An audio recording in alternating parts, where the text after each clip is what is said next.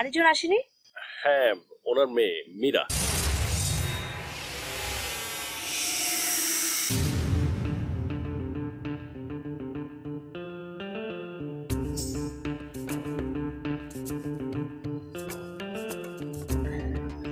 আমি তো তোমাকে বলতেই চাচ্ছিলাম, মাজেদ আঙ্কেল মীরার বাবা। ও তাই নাকি?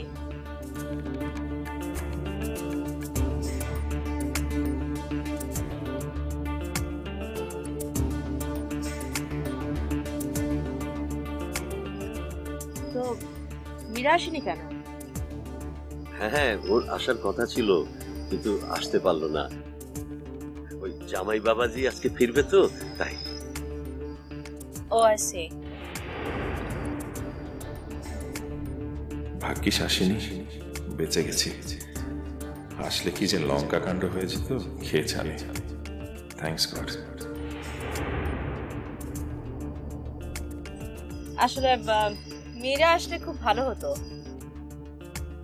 ও আমার অনেক উপকার করেছে।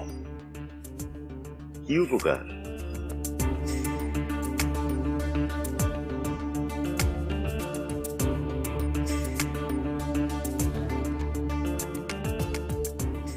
কি উপকার?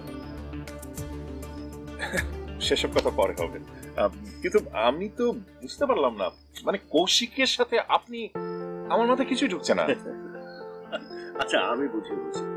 মাজেদ আঙ্কেল আমেরিকায় এসেছেন খুব রিসেন্টলি। ও, প্রথম দিনই ওনার সাথে আমার পরিচয় হয়ে গেছে, ওনাকে বাড়ি পৌঁছে দিয়েছিলাম। এরপরে আবার পার্কে একদিন দেখা, তাই না আঙ্কেল? সেদিনও রাস্তা হারিয়ে ফেলেছিলেন, আমি ওনাকে ওনার বাসায় পৌঁছে দিই। তারপর থেকে অন এন্ড অফ আমাদের আড্ডাবাজি, গাড়িতে করে ঘোরাঘুরি, বিভিন্ন জিনিস হয়েছে।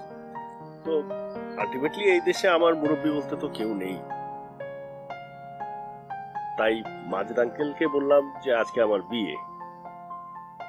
আমি তো খুব খুশি হয়েছি যখন শুনলাম যে ওর বিয়ে। আমি তো লাফাতে লাফাতে চলে এলাম। অনেকদিন পর একসাথে অনেকগুলো বাঙালির সাথে দেখা। খুব ভালো করেছেন। আপনার সাথে দেখা হয়ে আমার সত্যি খুব ভালো লাগলো। আন্টির কথা তো আমি শুনেছি, মানে উনি এভাবে চলে গেলেন। যায়নি, বেশি দূরে যাই, কদিনের মধ্যে আমিও গিয়ে ধরে ফেলবো। হ্যাঁ, আন্টি চলে গেছেন, কি হয়েছিল না?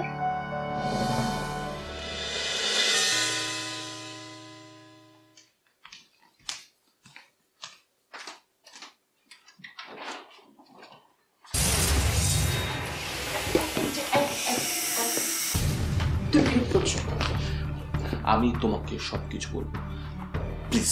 মানে তুমি বোঝার চেষ্টা করো।